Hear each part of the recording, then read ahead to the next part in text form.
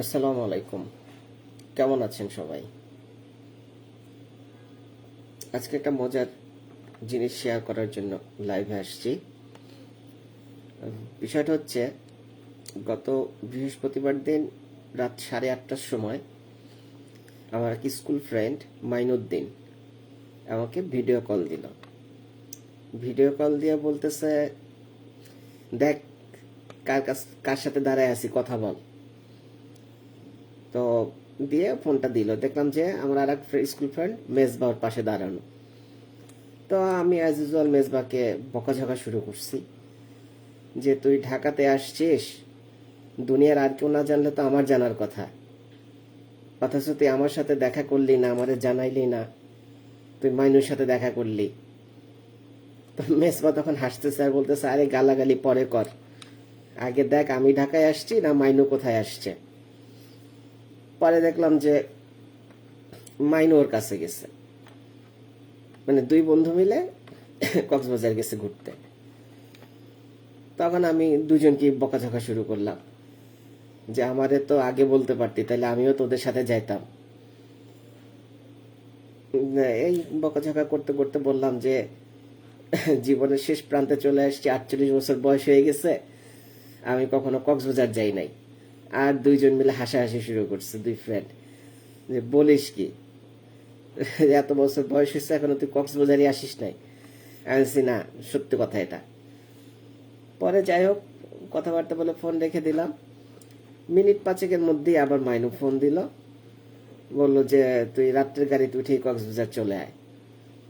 আমি বললাম যে আমার কাছে এখন হুট করে আমি একটা ট্যুরে যেতে পারবো না, কারণ হুট করে আমার কাছে কোনো টাকা পয়সা নেই, আমি এখন যেতে পারবো না। তো মাইনু বলতেছে, সমস্যা নাই, আমি তোর, তুই ইসে যা, কাউন্টারে যা, আমি টাকা পাঠিয়ে দিচ্ছি, তুই টিকিট কেটে চলে আয়। তা এখন আর এক প্রবলেম, এখন তার না করা যায় না, যেহেতু ফ্রেন্ডরা টাকা পাঠিয়ে দিবে। কিন্তু প্রবলেমটা হচ্ছে, যেখানে আমি নিজেই কক্সবাজার আজ পর্যন্ত যাই নাই, আমার 48 বছর বয়সে, আর বিয়ের বয়স হয়ে গেল 25 বছর, বউ নিয়ে তো যাওয়ার প্রশ্নই আসে না। মানে আমি একাই যেখানে যাই নাই, বউ নিয়ে যাব।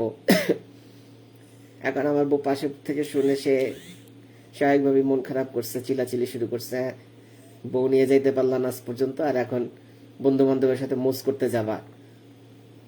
যাই হোক, এক পর্যায়ে আমার ওয়াইফও পারমিশন দিল যে ঠিক আছে যাও। আমার মায়ের কাছ থেকেও পারমিশন নিলাম, আম্মাও বললো ঠিক আছে যাও। পরে গেলাম, কক্সবাজার গিয়ে উঠলাম, ওই রাতের গাড়িতেই চলে গেছি, রাত 11:30টার গাড়ি ছিল। তো রাতের গাড়িতে গেলাম, স্লিপার কোচের টিকিটের জন্য টাকা পাঠিয়ে দিছিল। সকালে গিয়ে নামলাম কক্সবাজারে।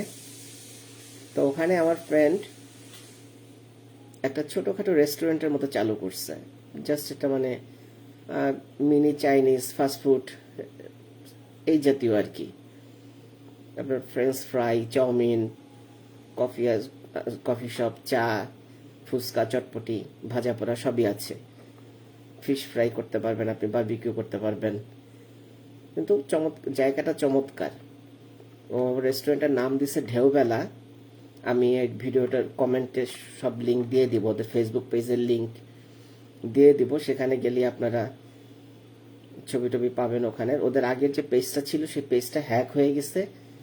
পরে ওই কক্সবাজার বসে আমি আর আমার ফ্রেন্ড মাইনু দুইজনে মিলে ওদের জন্য নতুন একটা পেজ আবার করে দিলাম, ঢেউবেলা নামে নতুন পেজ করে দিলাম। এখন মূলত বলতে পারেন যে এখন যে লাইভটা করতেছি এটা আমার ফ্রেন্ডের ওই ঢেউবেলা রেস্টুরেন্টের একটা প্রমোশনের জন্যই করতেছি, প্রমোশনাল লাইভ বলা যায়। তো খুবই চমৎকার পরিবেশ, কারণ হচ্ছে ঢেউবেলার লোকেশনটা হচ্ছে কক্সবাজারের যে ইনানি বিচ বা কলাতলি বিচ অথবা সুগন্ধা, লাবণী, এগুলা তো সব ক্রাউডেড পয়েন্ট, মানে অলমোস্ট বস্তি হয়ে গেছে বলতে গেলে এগুলা। আমি তো এবার প্রথম গেলাম, আমি তো কখনো যাইনি, এর আগে আমাকে কেউ বললে আমি বুঝতামও না। কেউ যদি বলতো ইরানি বিচ, কলাতলি বিচ, সুগন্ধা বা লাবণী, আমি বোকার মতো তাকায়া থাকতাম, কারণ আমি তো কিছুই চিনি না এগুলা। তো যাই হোক, এবার যাওয়ার পর সবই দেখলাম।